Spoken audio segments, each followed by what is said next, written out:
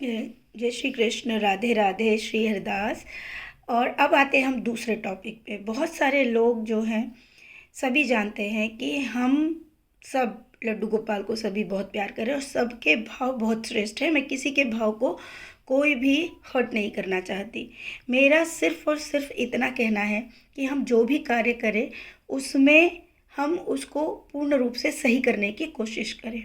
सही करते करते हमें साफ़ सफाई का भी ध्यान रखना है, बहुत अधिक साफ़ सफाई भी रखनी है। साथ ही साथ जब हम किसी भी तीर्थ स्थान पर जाते हैं तो हमें उन तीर्थ स्थानों पर जाने से पूर्व कुछ चीज़ों का पूर्ण रूप से ध्यान रखना है। वो आप सब मुझसे ज़्यादा बहुत अच्छे से जानते हैं, ठीक है। दूसरी चीज़ कि जब भी हम वृंदावन जाते हैं या कहीं भी जाते हैं, मैंने पहले भी अपने वीडियोज़ में ये बातें बताई हुई है कि हम अपने जो भी कचरा हम करते हैं, हम भी कुछ खाने पीने की चीज़ें लेते हैं या बहुत सारी चीज़ें लेते हैं, हम उनको डस्टबिन में ही डालें।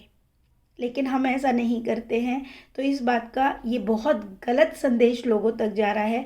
और वो सब हमारे ही तीर्थ स्थान हैं, हम ही जाने वाले हैं आने वाले समय में।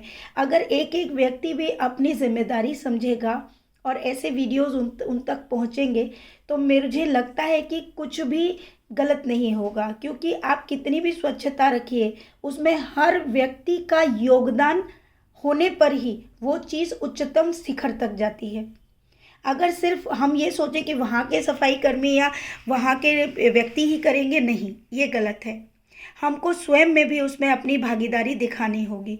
हम कोई भी कचरा वहाँ पर ना करें। लगता है कोई डस्टबिन नहीं है, आप पॉलीथीन्स रखिए, अपनी पॉलीथीन्स में सामान रखिए, जहाँ पर आपको डस्टबिन नज़र आए अब वहाँ पर ही उस कचरे को डालें। स्वयं से कोई भी कचरा ना करें।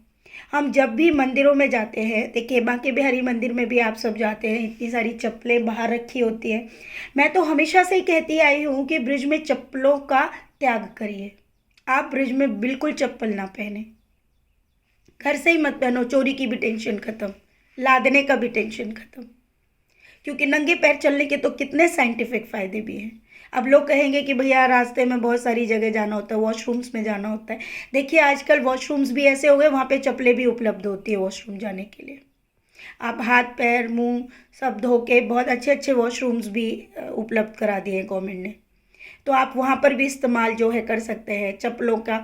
और अगर फिर भी आपको चप्पलें ले जानी है तो आप उसके लिए एक अलग से जो है उसकी व्यवस्था करें, एक उचित व्यवस्था करें, है ना। तो ये चीज़ें क्या है कि आपकी 2-3 टेंशनें ख़त्म हो जाती है। एक तो आप नंगे पैर जा रहे हैं, आपकी बॉडी को भी अच्छा लगेगा। जिनको आदत नहीं है नंगे पैरों की, उनको थोड़ा तकलीफ़ हो सकती है शुरू शुरू में, कोई बात नहीं, धीरे धीरे ट्राई करो। आप अपनी गाड़ियों में चप्पलों को छोड़ दीजिए, बहुत सारे तरीके हैं। मतलब कोई कार्य अगर आपको करना है तो आपके पास बहुत सारे तरीके हैं। वहाँ के कर्मचारियों को भी सोचिए कितना, वहाँ के जो सेवक दल है उन सबको कितना फ़ायदा होगा कि अगर हम सब इन छोटी छोटी चीज़ों पर ध्यान देंगे तो कितनी मदद मिलेगी उनको, है ना। हम कोई भी अपनी तरफ से गंदगी ना करें। कोई दूसरा कर रहा है तो एक पल के लिए हम टोक सकते हैं उनको कि आप ऐसे मत डालिए। कोई लड़ता है वो अलग बात है, लेकिन थोड़ा बहुत आप हल्के मुस्कुरा के बोल सकते हो, लोगों को राय दे सकते हो। क्योंकि मुझे मौका मिलता है तो मैं हल्का फुल्का बोल देती हूँ। ऐसा भी नहीं है कि हमें लड़ना है, लड़ना नहीं है, बट हाँ जहाँ पे लगे कि थोड़ा अनुचित है बोलिए धीरे धीरे। लेकिन ऐसे मैसेजेस हर एक भक्त के पास जाने चाहिए, क्योंकि भक्त ही तो वहाँ पे जा रहे हैं।